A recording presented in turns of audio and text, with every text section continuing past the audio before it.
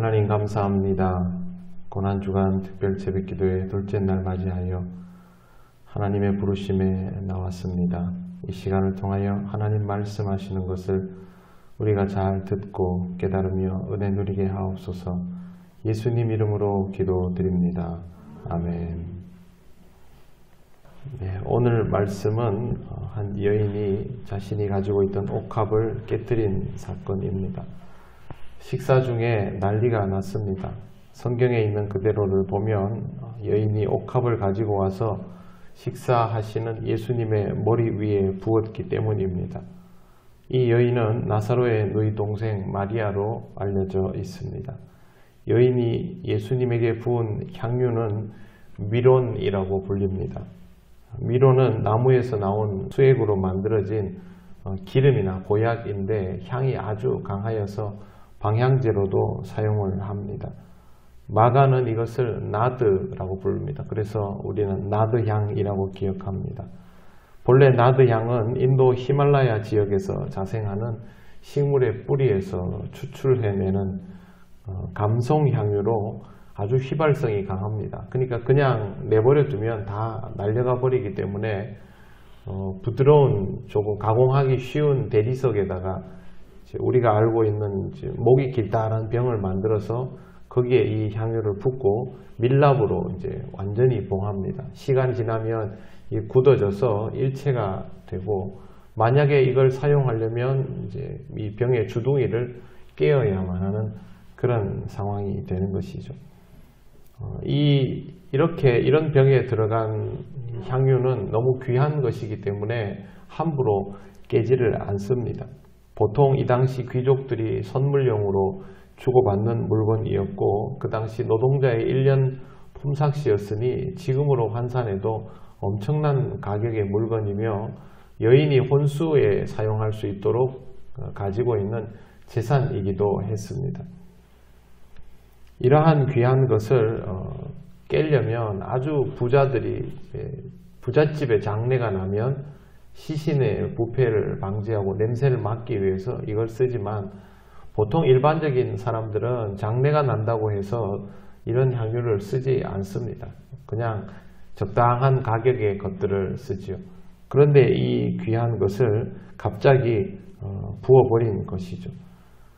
향유를 머리에 붓는 것도 이상하지만 식사 중에 이렇게 했다라는 것도 정말 이상한 행동입니다. 옆에 있는 사람들이 적응하지 못하는 것이 당연했습니다. 제자들은 분개했습니다. 무슨 의도로 이것을 허비하느냐? 이것을 비싼 값에 팔아 가난한 자들에게 줄 수 있었겠도다. 제자들의 반응은 이 비싼 것을, 이 귀한 것을 이런 데 쓰다니 였습니다. 당시 유대인들은 식탁보다 좀 이렇게 보통 이렇게 비스듬히 기대서 그렇게 식사를 했었는데, 아마도 향유를 예수님의 머리에 부으면 그 향유는 머리를 타고 온몸으로 흘러내려서 발까지 내려가는 것으로 보입니다. 그리고 또 다른 책에 의하면 예수님의 그 발을 머리카락으로 이렇게 씻었다라는 표현도 있습니다. 보통 여러분 향수를 이제 한 번만 탁 뿌려도 온 냄새가 진동을 하지요. 옆에 있는 사람들이 다 알아볼 정도입니다. 그런데 이 비싼 향유는 향이 유달리 강한 것인데, 이걸 그냥 한 500ml가 넘는 것을 병째 한 사람에게 쏟아부었다고 생각을 해 보십시오. 거기에 향이 나는 것은 뭐 말할 것도 없고, 이게 온 동네로 퍼져나갈 만한 정말 엄청난 향이 나는 그런 상황이 되어버린 것입니다. 제자들이 이것을 무슨 의도로 그렇게 쓰느냐라고 말한 이유는 더 좋은 용도로 쓸 수 있었을 텐데 라고 표현한 것입니다. 매우 합리적인 생각이죠. 이걸 비싼 값에 팔아서 가난한 자들에게 주는 것은 합리적이고, 신앙생활에는 이런 합리적인 태도가 필요합니다. 예수님께서 이웃을 그렇게 대하라고 가르치신 것도 맞기 때문에 교회는 또 이렇게 사용합니다. 그런데 예수님 말씀 10절을 보십시오. 예수께서 아시고 그들에게 이르시되 너희가 어찌하여 이 여자를 괴롭게 하느냐? 그가 내게 좋은 일을 하였느니라. 이렇게 하셨습니다. 제자들이 평소에 예수님을 늘 따랐고 또 예수님께서 편을 든다며 제자들을 편들어 주셔야 맞죠. 그래야 제자들도 면이 서지 않겠습니까? 그러나 예수님은 여인을 두둔하셨습니다. 제자들이 여인을 괴롭게 한다라고 표현하실 정도라면 이건 확실하게 여인의 손을 들어준 것입니다. 예수님께서 이렇게 하신 이유는 여인이 예수님에게 좋은 일을 하였기 때문이다 라고 말씀하십니다. 값비싼 향유를 부었기 때문일까요? 그게 아닙니다. 여인이 주님의 마음을 헤아렸기 때문입니다. 그러면 제자들은 주님의 마음을 전혀 헤아리지 못하는 사람들이었을까요? 그럴 리는 없습니다. 예수님이 마태복음에 순환 예고를 하시는 장면이 3번이나 나옵니다. 그러면 3번 정도 들으면요, 모를 리 없습니다. 예수님께서 가시는 길이 쉽지 않을 것이라는 사실을 제자들도 분명히 들었기 때문에 전혀 모른다고 말할 수는 없습니다. 그럼에도 불구하고 그들은 주님의 순환 예고를 심각하게 받아들이지 않았고 주님께서 이제부터 메시아 역할을 하시면서 이루어낼 영광에만 몰두하고 있었습니다.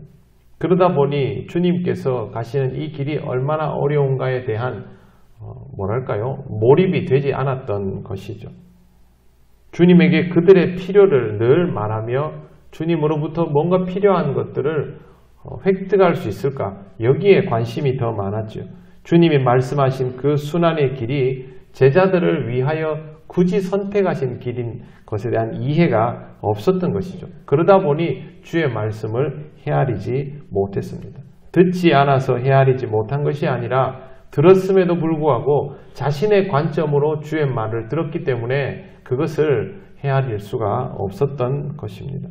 여인은 달랐습니다. 주님을 통하여 입게 될 은혜를 생각하게 되었고 주님이 거듭 말씀하시는 것들을 들을 때마다 내가 주님을 향하여 할 수 있는 것이 무엇인가를 떠올리게 되었습니다.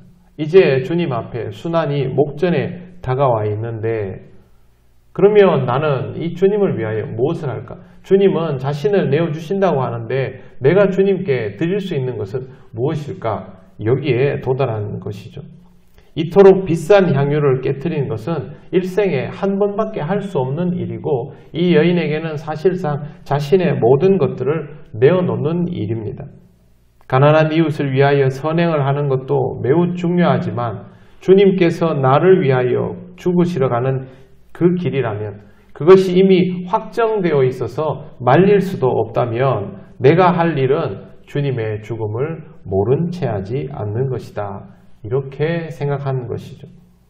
여러분, 우리가 가까운 사람, 내가 사랑하고 아끼던 사람이 세상을 떠나면 모른 채 합니까?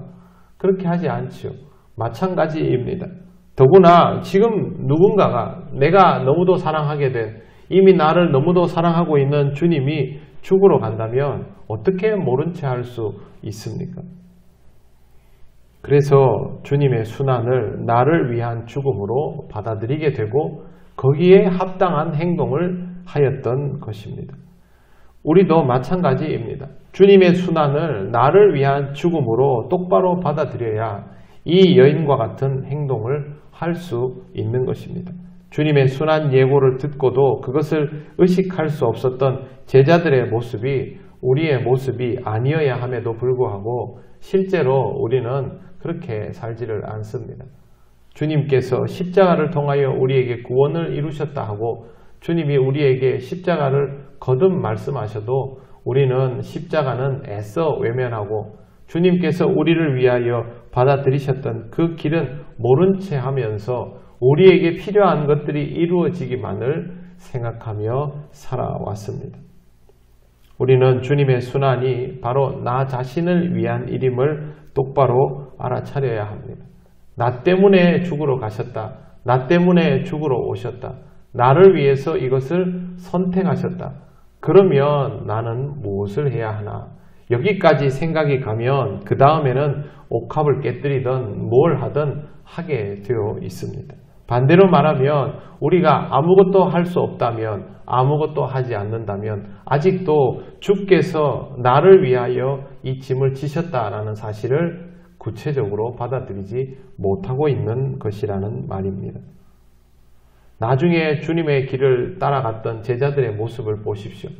그들은 이 시절에는 깨닫지 못하고 주님으로부터 왜 이 여인을 괴롭게 하느냐라는 말을 들었지만 나중에 여인이 옥합을 깨뜨려 예수님의 머리에 부은 것처럼 그들은 자신의 인생을 깨뜨려서 주님의 길에다가 다 부어내었습니다. 깨달으면 그렇게 하게 되는 것이죠. 성령께서 역사하시는 일은 다른 것이 아닙니다. 성령이 갑자기 우리의 마음을 뜨겁게 만들어 주신다라고 하면 그냥 하나님이 언제 내 마음에 불을 질러 주시나 그걸 생각하는데 그게 아니라 나를 위하여 죽으신 주님을, 나를 위하여 다시 사신 주님을 내가 똑바로 기억하면 무엇을 할 수 있을까? 성령이 내 안에 오시면 내 안에 그 일들이 깨달아지고 그것이 은혜임을 알게 되고 그러면 내가 무엇을 할 수 있을까? 거기에까지 가게 되는 것입니다. 여러분 하나님 앞에서 신앙생활 열심히 할 때 헌신하고 봉사할 때 여러분들이 무언가를 바라고 하십니까? 그렇지 않습니다. 내가 주님께 뭘 해드릴 수 있을까를 생각하지 진심으로 하나님 앞에서 그렇게 신앙생활을 하는 사람은 주님께 뭘 바라고 하지 않습니다. 이미 받은 것을 알기 때문이죠. 옥합을 깨뜨린 것은 누가 시켜서 하는 것이 아닙니다. 다른 사람은 알지 못해도 나는 주님의 마음을 알기에, 나는 주님이 가신 그 길을 알기에 그것을 좀 헤아릴 수 있게 되었기에 내 십자가를 지듯 나의 전부를 주님 앞에 내어주게 되는 것입니다. 사랑하는 성도 여러분, 내 자신을 하나님 앞에 내어드린다고 하면 정말 부담스럽습니다. 그러나 그걸 먼저 부담스러워하지 마시고 주님이 나를 위하여 무엇을 하셨는지를 먼저 생각하시기를 바랍니다. 주님이 나를 위하여 무엇을 하셨는지를 알게 되는 그 순간부터 우리도 이 여인처럼 어떤 순간에도 지체하지 않고 주의 요구에 맞추어 우리 자신을 내어드릴 수 있는 삶을 살아가게 되는 것입니다. 주님 앞에 주님의 결정을 따르고 주님을 경배하는 삶은 다른 것이 아닙니다. 주님의 마음을 조금이라도 더 헤아리는 데 있습니다. 하나님께서 여러분에게 무엇을 원하시는지는 하나님이 아시고 하나님으로부터 답을 들은 여러분들이 아실 것입니다. 그것을 감당하기 이전에 주의 마음을 조금 더 헤아리시기를 바랍니다. 그것을 통하여 주님을 기꺼이 바라볼 수 있게 되는 것이고 주님이 가신 그 길을 바라보며 내가 주님 앞에 무엇을 내어드려야 할지도 그때 선택할 수 있게 되는 것입니다. 이 고난주간을 통하여 주님을 더욱 깊이 느끼시고 주의 마음을 조금이라도 더 헤아리셔서 주님 앞에 여러분들이 해야 할 일이 무엇인지를 함께 묵상하시는 은혜의 삶이 되시기를 바랍니다. 기도드리겠습니다.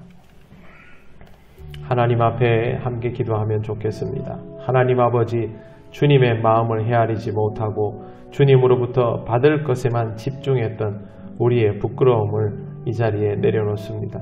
주님의 순한 예고가 나를 위한 것이었음을 깨닫게 하시고 어리석었던 내가 주님을 위하여 지금 무엇을 할 수 있을지 주님 말씀하시고 우리는 알아차리게 하옵소서. 이 시간 기도드리겠습니다. 아버지 하나님, 은혜를 감사합니다. 그동안 하나님의 은혜로 살아오면서도 그것이 얼마나 귀한 것인지를 깨닫지 못하고 하나님 말씀이 우리의 귀에 들릴 때도 하나님 그 말씀을 들으며 내게 이루어질 좋은 것들만을 생각하며 주님이 어떤 마음으로 이 길을 택하고 이 길을 가시며 우리에게 왜 그것을 알게 하시는지를 돌아보지를 못했습니다. 하나님 아버지, 우리를 불쌍히 여겨주시고 우리의 마음을 지켜주셔서 우리를 향하여 기꺼이 이 말씀을 하시는 주의 뜻을 깨닫는 은혜가 있게 하여 주시옵소서. 나를 위하여 이루어졌던 일들을 다른 사람들의 일로 생각하지 않게 하시고 거저 이루어지는 일이라 생각하지 않게 하시고 주님이 나를 위하여 가신 길임을 꼭 기억하게 하셔서 주님 앞에 내가 내어드릴 옥합이 무엇인지도 알게 하여 주시옵소서. 하나님, 우리에게 모든 것을 내어주셨사오니 우리도 하나님 앞에 우리의 삶을 더 내어드릴 수 있기를 원합니다. 하나님께서 우리를 사랑하시기에 우리가 무엇을 내어드려도 하나님은 우리를 영원하게 하시며 보존하여 주신다는 것을 믿음으로 알아야 할 텐데, 하나님 아버지, 우리가 이것을 온전히 깨달아 알기를 원합니다. 성령님 우리와 함께하여 주셔서 주의 마음을 조금이라도 더 헤아리는 그리스도인의 삶이 되게 하여 주시옵소서. 주님을 위하여 우리가 할 일이 무엇인지를 주님 알게 하여 주시옵시고 깨닫게 하셔서 주님 그 일들을 하게 하여 주옵소서. 우리의 삶이 항상 어제와 같이 무거움에 잡혀 있지 않게 하시고 주의 권능을 따라서 움직이며 그것이 또한 우리의 기쁨이 되고 하나님께 돌릴 수 있는 영광이 되게 하여 주시옵소서. 하나님, 부족한 죄인을 구원하여 주셨사오니 하나님의 은혜 속에서 하나님의 뜻을 드러내며 그리스도의 길을 늦게나마 따라갈 수 있는 우리들 되게 하여 주시옵소서.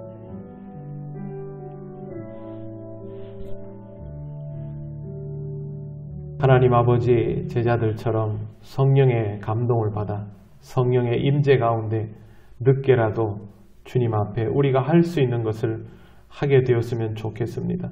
하나님 아버지, 이 여인처럼 깨닫지 못하는 시간이 참으로 우리에게 길었음을 고백합니다. 어떤 마음으로 주님이 이 길을 선택하시고 우리를 위하여 그렇게 기꺼이 감당하셨다는 것을 깨닫지 못하는 신앙생활은 이제 멈추게 하시고 주님의 말씀을 들을 때마다 깨달아지고 또 느끼게 하여 주시옵소서. 주님의 은혜를 늘 기억하며 살아갈 수 있는 우리가 되기를 원합니다. 주님께서 가신 그 길들을 생각할 때마다 우리가 주님 앞에 내어드릴 것이 무엇인지를 생각할 수 있기를 원합니다. 더 늦지 않게 하시고 주께서 우리에게 말씀하시는 것들을 따라 우리가 주님 앞에 내어드려야 할 내 삶의 옥합을 진정으로 깨뜨릴 수 있는 삶이 되게 하여 주시옵소서.